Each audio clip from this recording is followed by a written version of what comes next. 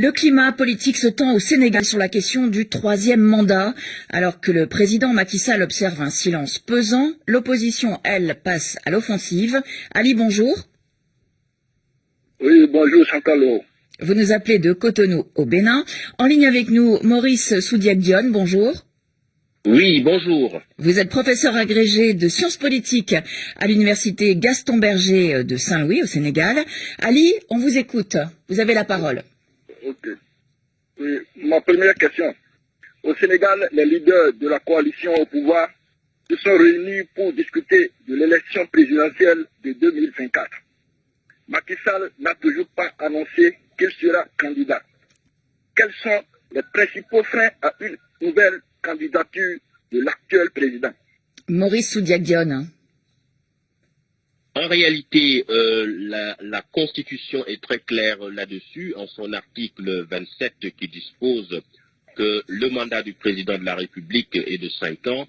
Nul ne peut exercer plus de 2 mandats consécutifs. Or, c'est le président Macky Sall qui a été élu en 2012 et 2012-2019 pour un premier mandat et a été réélu en 2019 pour un mandat 2019-2024. Donc, ça fait 2 mandats qui sont consécutifs et c'est la seule et même personne, c'est-à-dire le président Macky Sall, qui a exercé le premier mandat et qui est en train d'exercer le second et dernier mandat prévu par la Constitution, encore que le président Sall a été élu sur la base de la Constitution de 2001 qui prévoyait le renouvellement du mandat une seule fois. Mais le problème, Maurice Soudiak-Dione, c'est que plusieurs membres de la coalition au pouvoir, Benno Bokk Yakaar, préfèrent parler d'un deuxième quinquennat au lieu du troisième mandat, deuxième quinquennat en vertu de la réforme de la Constitution en 2016.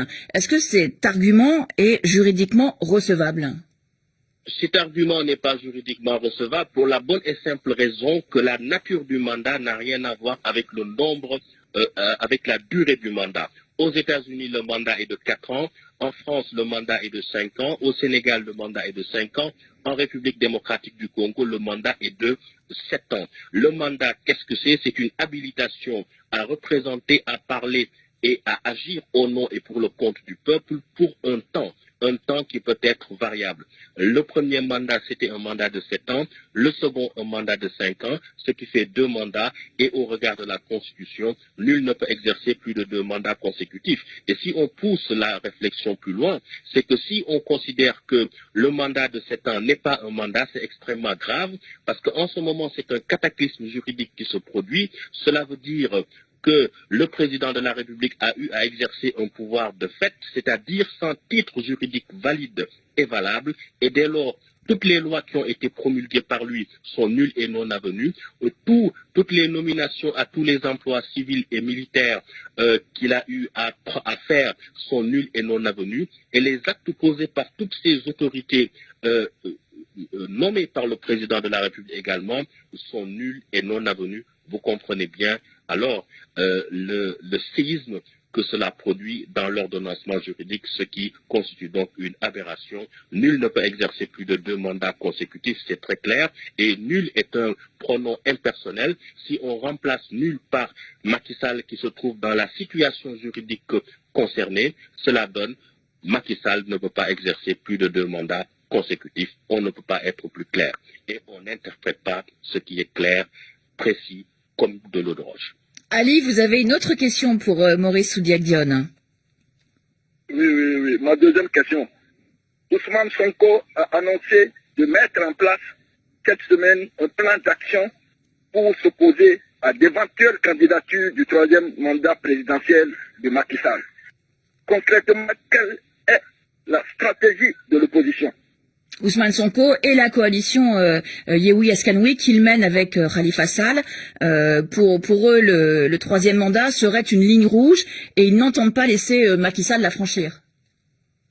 Oui, naturellement, puisque c'est une violation flagrante, manifeste de notre charte fondamentale, et on ne peut pas faire primer les desiderata d'un individu, fût-il le président de la République, sur la Constitution. Encore que le président de la République, avant d'entrer en fonction, jure, selon l'article 37, devant Dieu et devant la nation sénégalaise, de respecter et de faire respecter la Constitution. Aujourd'hui, l'opposition est en train de mener une offensive et cela va dans le sens de renforcer la démocratie et de faire respecter la Constitution.